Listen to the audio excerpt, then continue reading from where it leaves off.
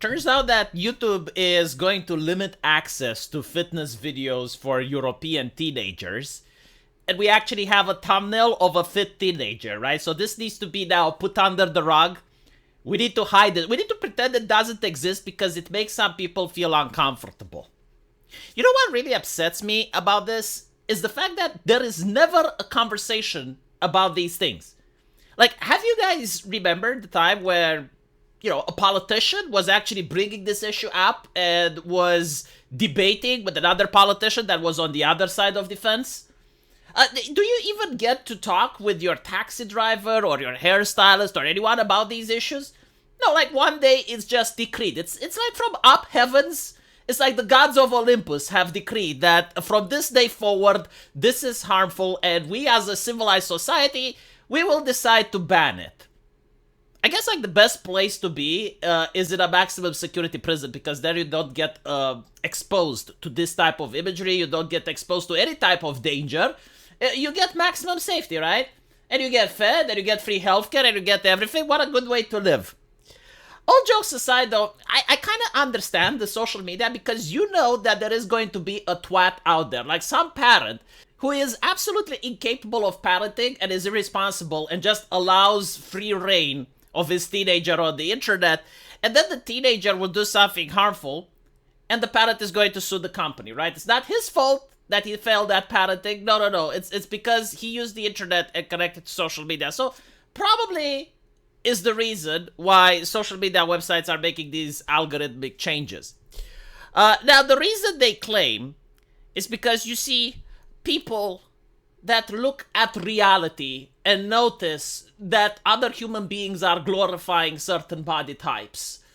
It lowers their self-esteem. And women are the most affected. I mean, if boys were affected, that would be one thing. But women are the most affected. So, of course, we need to protect, right? And the weasel words as well. It could, right? It could lead to unhealthy eating disorders. So we don't know if it does, but since it could. Look, we need to also hide all the rich people, because it could also make poor people feel uncomfortable. Interesting how it's never the other way around. Interesting how we don't need to hide people that are morbidly obese so that fit people don't feel uncomfortable. Because, like someone that's fit may look with jealousy at how these companies are glorifying all of the fat acceptance movement, and they may want to be fat. And it may actually lead for them to also have eating disorders, right? Like, why is the conversation never the other way around? But all in all, I think the people from the Soviet Union must have suffered greatly from body image issues. I mean, look at the propaganda that the communists were putting. These are actual posters from back in the day, from the Soviet Union. I'm not kidding. This is like legit Soviet propaganda. These are historical. This is not something made with AI or anything like that. And I suppose it must have been really harmful for their people. I mean, holy shit, look at this, right? Everyone is fit. All of these images that YouTube would have swept under the rug, right? But the reality is that no one wants to have the conversation. And I generally do not know why. Some people believe the conspiracy theory that Big Pharma is profiting off of this, or that this is done deliberately. I cannot say whether or not it is done deliberately, but what I can say definitely is that there is a problem. And this problem started in the United States and is now moving towards Europe and other places. It's spreading. And no one wants to talk about it, so I guess I'll talk about it. You know what this picture is?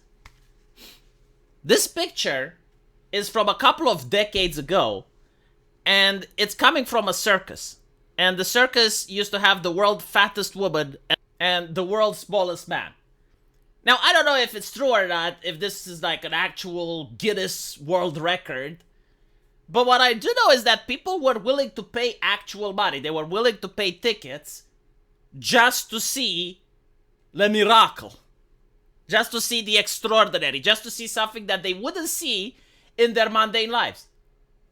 And when you look at the world's smallest man, like if you saw him today, you would be like, yeah, I mean, he does look quite small. It is possible that he actually is the world's smallest man. But when you look at the world's fattest woman, you would feel that you're being ripped off. You'll feel that you're paying a ticket and you're being conned. It's like, what do you mean this is the fat? No, obviously not. Like, can walk through the streets of Chicago, and this is actually considered fit nowadays. This is actually something considered thin. This is a catch. How can she be like that? But back then, it was out of the ordinary to the point that people would pay tickets to see it. So basically what's happening, and this is my take, I don't know if it's true or not, but there is something in the food. There is something in the food in the United States. And how do I know this? Because I'm not a doctor, you know, I don't run studies and shit. But what I do know is that I have seen several Europeans that have moved over to the United States and maintained the exact same lifestyle without changing anything in their diet, without changing anything in their lifestyle. And all of a sudden in the United States, they started gaining weight massively. And I know the reverse. I know people from the United States that came to Eastern Europe and they started losing weight despite the fact that they're not changing their lifestyle. And this is now happening in Europe. So I assume it's the food.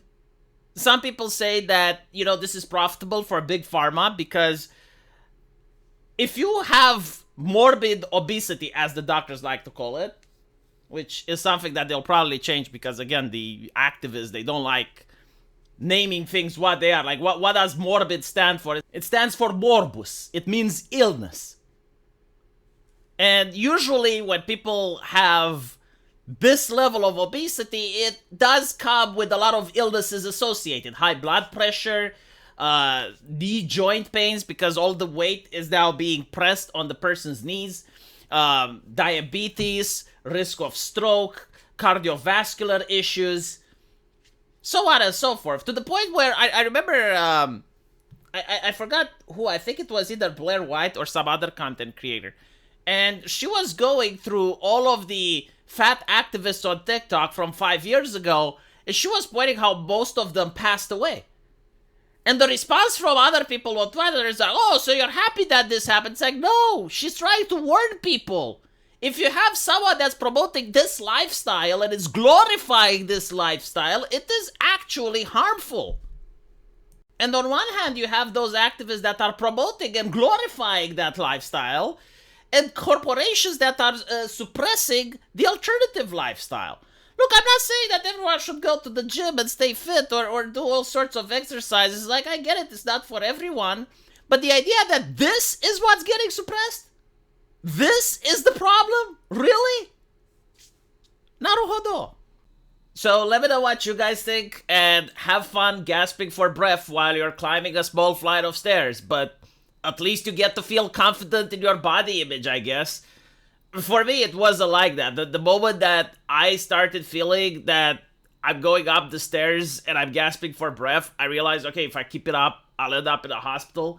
So I didn't go to the gym. I didn't try to be fit, but at least I tried to go on a diet, and I did lose weight, and it was one of the most difficult and hard things that I've done in my life. Because forcing yourself to stop eating as much sugar, forcing yourself to have to eat 3 meals a day, forcing yourself to actually cook healthy, that takes a lot of willpower and effort. It's not the most difficult thing in the world, but I'm telling you, it was quite hard, especially the first few days when you're getting really angry, you're sweating, your body is experiencing all of these withdrawals from all of the crap that you're used to eating. And the temptation is so high because you're surrounded by all of this consumerism. You're surrounded by all of these stores that are selling the Pepsi drink that you're now getting withdrawals from. They're selling the fast food that you're not allowed to have. And one slip and all of the diet goes to shit. But I suppose I shouldn't talk too much about it because the YouTube algorithm might stop promoting my video. It may upset some TikTok activists who will say, you know what? Limiting these types of videos for teenagers isn't enough. Everyone should be forbidden from listening about staying healthy because I'm not healthy. And if everyone else is not healthy, then I'll get to feel good about myself. Jesus.